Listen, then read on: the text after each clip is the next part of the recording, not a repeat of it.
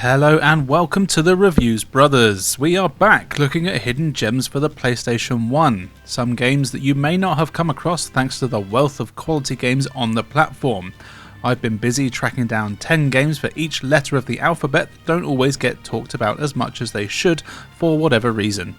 This time round we're on the letter L, so how about I shut the hell up, you press that subscribe button and we take a look at some games. First up is Lone Soldier, a game that was one of the first PlayStation 1 games I ever played, which may explain why I still think it's great, despite, the game itself. It's a third-person game where you take control of some guy probably called Soldier Militaryson. He's a buff commando who is in fact the lone soldier sent out to gun down waves of enemies who are no doubt up to all sorts of bad stuff. The levels are kinda similar to how Crash Bandicoot works, with narrow corridor style levels filled with enemies like soldiers, tanks, drug dealers and even aliens.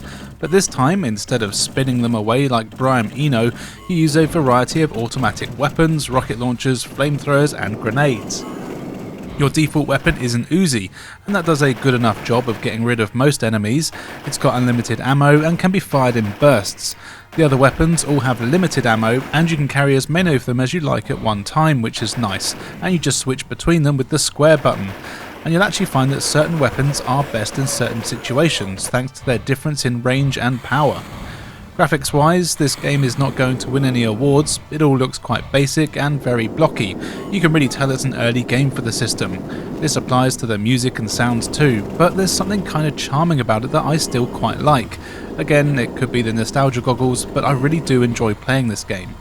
The enemies themselves are pretty dumb. They just tend to stand in one place shooting at you, and a lot of the time you have no option but to soak up the damage they're dishing out, as there's very few places for you to take cover. You can walk and run, and that's about it. There's no jump or crouch here. Also, one glaring omission is that you can't strafe at all. The shoulder buttons do let you do precise aiming to the left and right, and each shoulder button is a different speed. These are handy for getting pesky enemies that are hiding behind trees, but the fact that there's no strafe is all just a bit crazy. Other than that though, the controls are fine, and the game really just boils down to walking in a straight line and killing everything you see. There's a few health and ammo power-ups that are airdropped in, and you do get a few lives, and you can even save your game, so it's perfectly beatable. I'm well aware this isn't going to win any awards, but I have a real soft spot for the game, and I still genuinely enjoy coming back to it and blasting through a few levels.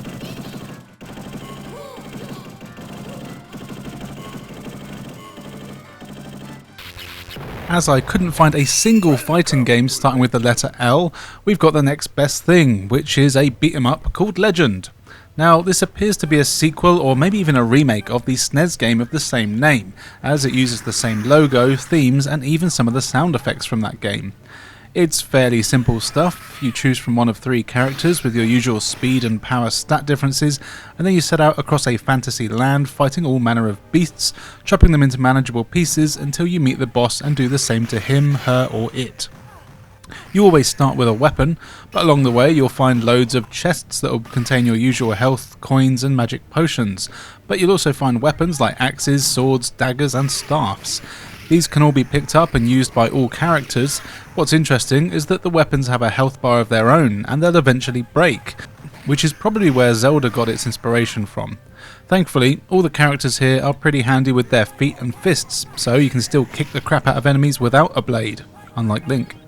In fact, kicking is mapped to a different button here, so if your weapon is about to break and you want to save it for a stronger enemy, you can just kick everyone to death until you feel an enemy is worthy of having an axe to the face. You also have magic that you can use here. All the characters do use the same spells, which is a bit of a shame, but they are quite effective. You've got a fire spell, an ice spell, and even a spell that turns everyone into frogs. These are all useful and do good damage, each needing a different amount of magic potions to pull off. But what is annoying is the needlessly complicated pattern it is to use them. To do a spell, you have to hold R1 and R2 and then press a combination on the controller. So to use the frog spell, you hold R1 and R2 and then you press X circle X while holding them.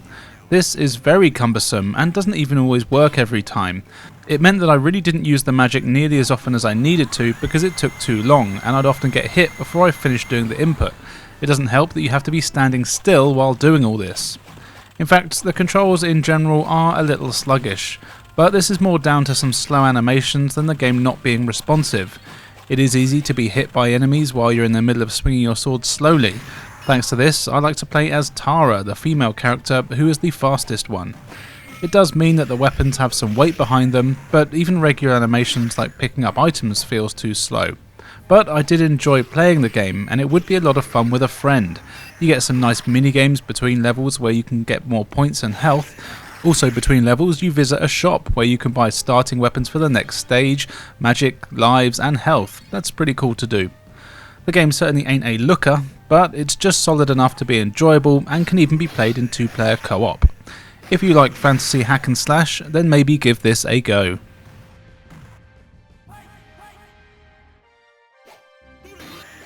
If you want more of this sort of thing, you might want to check out Lucifer Ring. This is actually made by the same people that brought us Crisis Beat, which you may remember from the Letter C edition of this series. You can really tell as it plays and looks very similarly to that game. Here, you play as Nash, a warrior who doesn't know how to hold a sword properly, and you've got to defeat a bunch of demons, though I'm not exactly sure why, as the whole thing is in Japanese and as far as I know never got a release elsewhere. But that's alright, as you'll be exploring forests, caves, temples and the bowels of hell, taking on a huge amount of demons and massive bosses like dragons and minotaurs. The combat is simple. You have a weak and strong attack button, as well as a jump button. You can also do magic, though unlike the Legend game we just looked at, here you just need to press triangle. That's more like it. Something I really like here is the variety in enemies, and the fact that most of them are specific to the stage you're on. So in the forest there'll be evil trees, in the caves you'll find trolls, and in the temples there's even statues among the usual bats, harpies and more. Even though the combat is very simple, it feels decent, and thankfully the hit detection is very good. This is another relatively early PS1 game, so as you can see it doesn't look that great, but still manages to have some cool designs for enemies and a nice variety in stages. You'll find elemental upgrades for your weapon, which is a nice touch. You can add fire, electricity or ice to your weapon, and this affects its power and the magic you use, which is pretty cool. It's not a very tough game though, and I actually played through it in just over 2 hours. But there is some replay value here, as the levels often have multiple paths to take as well as hidden areas to find. Unfortunately though, it's only single player, and while it is still fun to play, and of course I don't have any friends anyway, but it would be a fun one to play with a mate.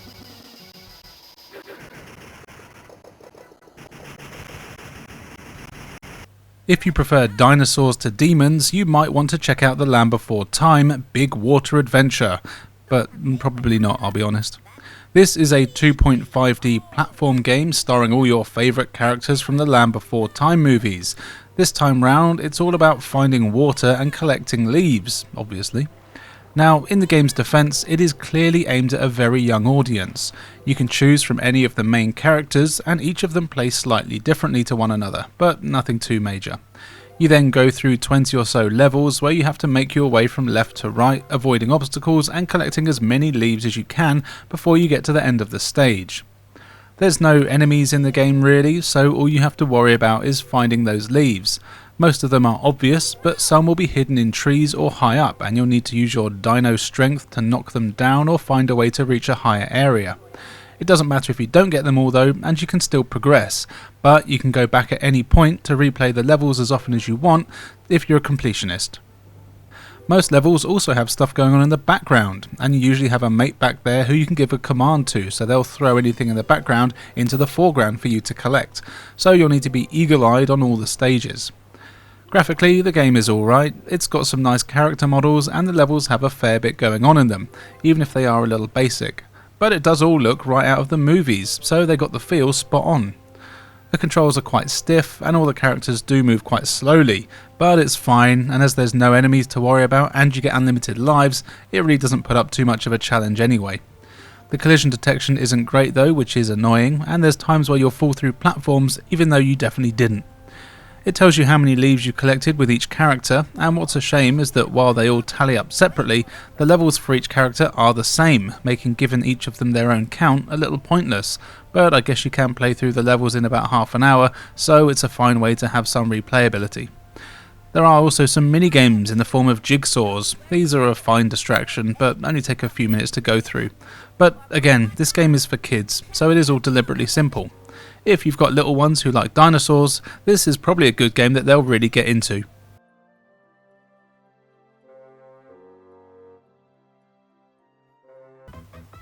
Lego Racers came along at the time where Mario Kart was making every company and their mother want to have a bash at a kart racer, and it's a pretty solid first attempt. You have a handful of races to choose from, as well as a few cups. Of course, as you complete the cups, you unlock new races and tracks to compete on. What's cool is that each cup has a specific racer attached to it, and they're the ones that you need to beat in the overall standings in order to unlock them. At the start of the cup, they'll give you some suitable smack talk to make sure you want to leave them in your dust. The game looks decent with some cool races, and the stages aren't particularly Lego though, looking more like just a standard cartoon kart racing track, but with the odd Lego thing dotted around here and there so you don't forget that it is a Lego game. But that's fine, and they all look good with an impressive draw distance actually, and you rarely see any pop-up. As it's a kart racer, you'll also find weapons on the tracks. These come in the usual array of projectiles, oil slicks, boosts and shields, all indicated by a different colour block. What's cool is that if you get a white block, it upgrades the weapon, and each one can be upgraded multiple times by collecting more white blocks. But you do have to be careful, as if you accidentally collect a different colour block, you will swap weapon. However, it does keep the same upgrade level. This is annoying though when you're about to fully power up the boost and then accidentally pick up a shield, which seems to be in abundance here.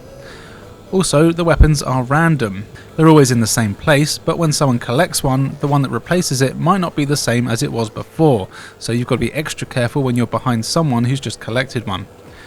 The important thing about racing games though are the controls, and here they're good but not great. Turning is quite stiff no matter what character you play as, and it's difficult to make precise turns. You can power slide, which I recommend getting used to very quickly, but I did find that I would crash into walls a lot here, especially when boosting. However, it doesn't take too long to get used to how it works, and I was able to win most races with relative ease. Not always though, as there were times where the computer races would just rocket in front right from the start, and then I wouldn't see them again for the rest of the race, and just as a dot on the map, miles ahead of me.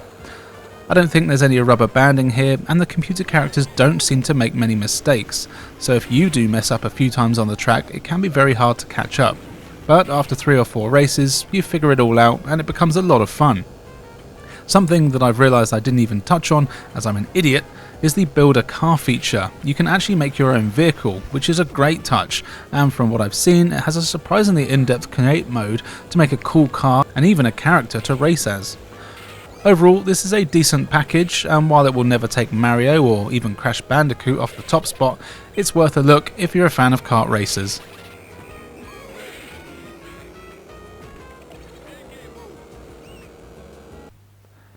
Over to Japan now for Love and Destroy, a third-person action game where you control one of 3 sexy anime women and their robot counterparts. Aliens have invaded, and it's up to you to send them back to where they came from. The game has a really cool anime style to it, and it looks great. Each stage is set in a city, and you have to stop a number of giant aliens who keep spawning in from destroying the city, though I'll be honest, I think I did more damage than the enemies. Your mech has a few weapons, and new ones can be unlocked as you progress and level up. You'll get machine guns, lasers, rockets and more as you play, and you can set up your loadout before taking on each mission. Also, between missions you can choose your loadout, and the game is kind enough even to suggest the best character and weapons to use, which is handy, if you speak Japanese that is. You can also look at enemy info, and it tells you their fight styles and weaknesses, but again, it's all in Japanese, so I couldn't get much out of that unfortunately. Thankfully, the gameplay here is really fun. All the mechs control well, and you'll soon find the one that works best for you, even if it's not the recommended one to use. The controls are simple, and you can run, shoot and have a dodge boost and jump that you'll need to use, as the enemies can get pretty tricky. Though I have to say, this wasn't the most challenging game I've played, and I've played through most of it in just a couple of hours. Having said that though, I'd rather have a fun short game that it's good to come back to every now and then to kill some kaiju. The enemy designs are all really cool too, and the way they appear looks really good, especially the cutscenes you get showing them being destroyed. This really does feel like you're playing a cartoon at times. It's a shame it was never released worldwide, as I think it probably would have done alright, though it is very Japanese. If you have the means to play this, I'd say it's worth it. There isn't really a language barrier and it's perfectly playable and beatable.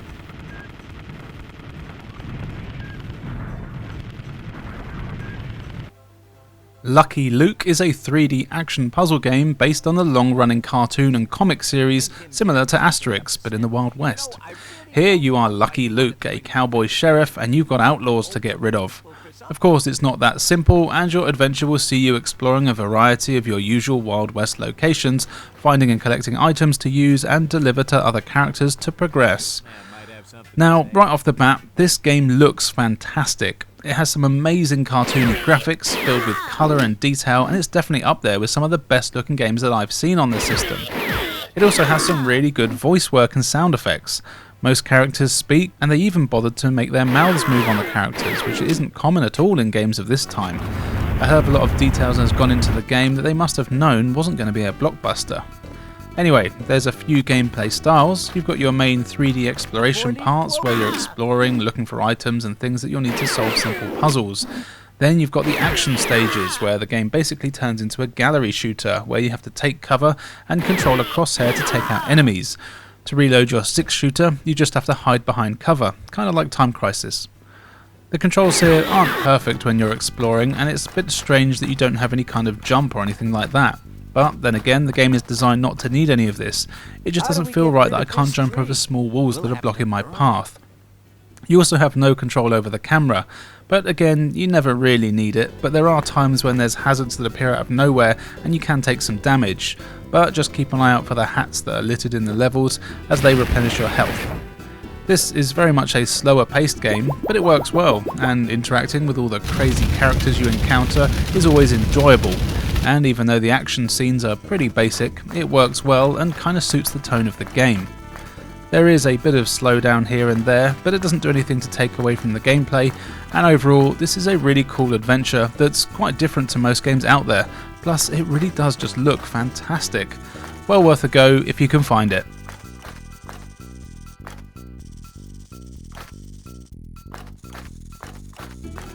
It's been a while since I included an RPG in these lists, but Lunar Complete here is one that I just couldn't stop playing. In terms of RPG-ness, it's kinda standard. It's a group of kids, they want to go on an adventure, and it involves exploring towns and dungeons across a huge world, fighting evil monsters, and even meeting some nice ones along the way. Now, the story here is actually quite interesting, and it's all told with some really good FMV sequences with an awesome anime style. This is a working designs translation, so there's a lot of toilet humour in here, but it actually helps the game not feel too up its own arse. Anyway, you play as Alex, and you go treasure hunting with your sort of sister Luna and your mate Ramus. Turns out that you want to find some diamonds that are actually dragon shit, which is explained by an actual dragon who's disgusted that you want all of his crap to sell, literally. Anyway, of course all sorts of other things happen along the way, and it turns out it's your destiny to find these other dragons, blah blah blah. The game looks pretty good with an excellent art style. It does all look 16-bit, and I have a feeling that this did start out on the SNES but then got a conversion and upgrade on the PS1 with the added cutscenes and voices and some nice graphical effects, though I might be wrong and I never bother with any research here. It's all just opinions, bebe. So yeah, you do the usual thing of exploring places and fighting enemies in some turn-based battles. Something I really like here is that the game features an AI mode for battles, so you can actually let the computer do all the hard work for you. While this isn't always the best option, it is certainly handy against weaker monsters. It can be alright against stronger monsters, but there's times where they don't always target the correct ones, and you'd spend ages kicking the crap out of enemies that aren't really a threat, while the big guy just kicks the hell out of me. However, I did actually find that by watching the AI mode, it gave me some good ideas on the best way to use each character and their spells. Of course, you'll also need to visit towns between dungeons where you'll be able to buy new weapons and armour to boost your stats, and you'll need plenty of healing and reviving items to make sure you can survive some of the longer journeys. The gameplay here is all pretty fast paced too, and it does help the game immensely. It only takes about 10 minutes and you're already fighting enemies. This is not one of those games that takes forever just to get going.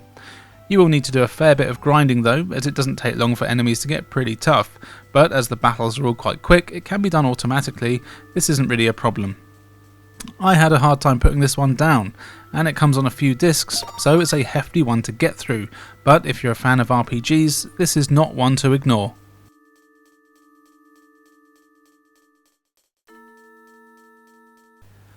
Largo Winch is an interesting game from Rebellion. It's based on a comic book turned TV show turned movie, and it's basically a budget Batman / James Bond sort of spy affair thing where a billionaire hero, the stupidly named Largo Winch, apologies to anyone called Largo out there, goes out doing crime fighting stuff like stopping terrorists, defusing bombs and taking out dictators with the use of guns and gadgets.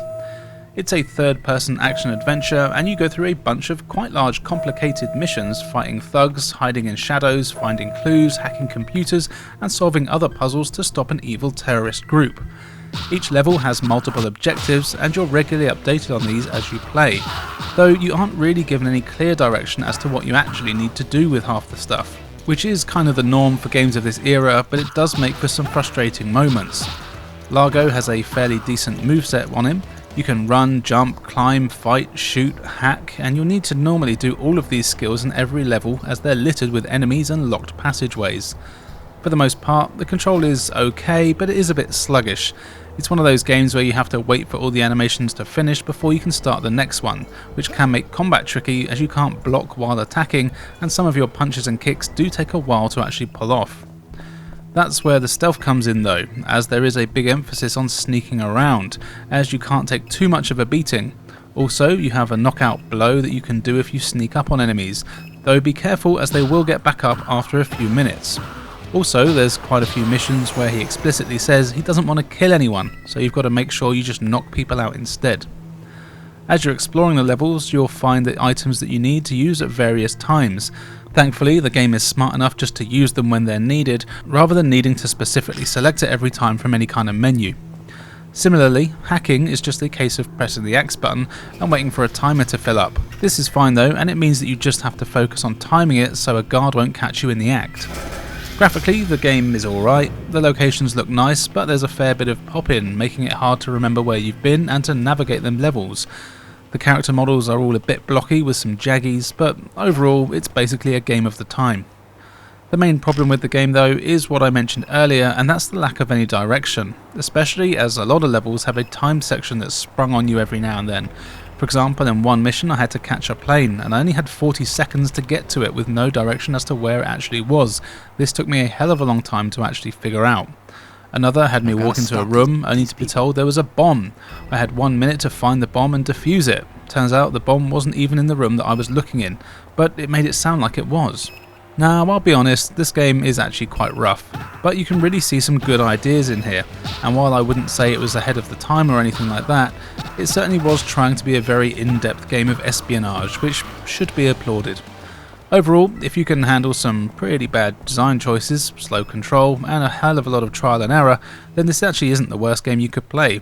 It's certainly one I never hear people talk about, though maybe that's for a reason.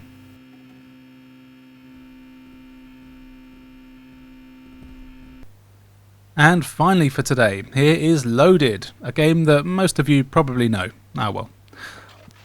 Loaded is a crazy top-down action game where you choose from one of 6 crazy characters that are all completely mental in just about every sense of the word.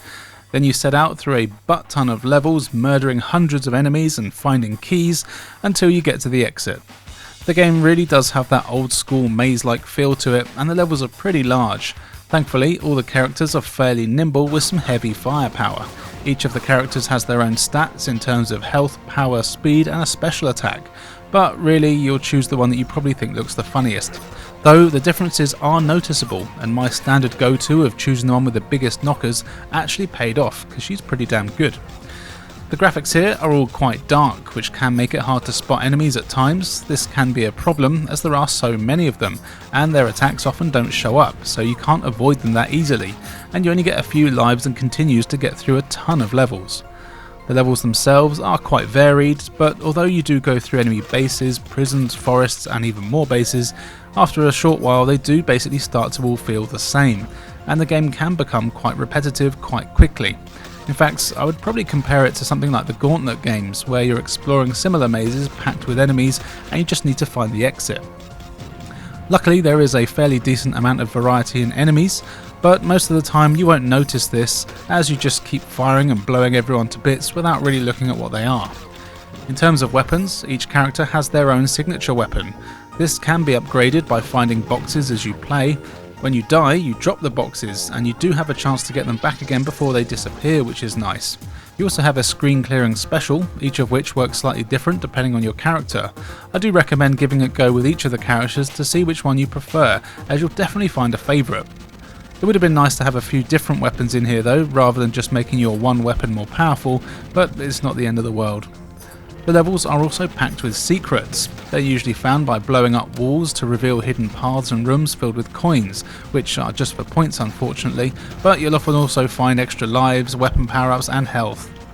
All these are definitely needed though, as the game is pretty damn tough, mainly as it's hard to avoid enemy attacks, though you will soon learn to strafe around enemies, something that is essential if you want to stay alive. All the characters are pre-rendered and it looks alright, with some fun looking gore splattering all over the place and some actually pretty cool lighting effects. The sound is your standard screams and gunshots, but the music here is an awesome techno soundtrack that really suits the action, and you can actually use the CD as an audio CD to listen to it outside of the game. I love it when people do this. This game is best played in 2-player co-op, though if you're like me and have no friends, it is still fun to play on your own if you don't have much time but want to kill hundreds of people. Something that really sucks about it though is that there's no save or password, or not that I could find at least, and the game takes about 4 hours to play. That's a hell of an ask from the developers. However, even though it does get repetitive, it is still a blast while it lasts.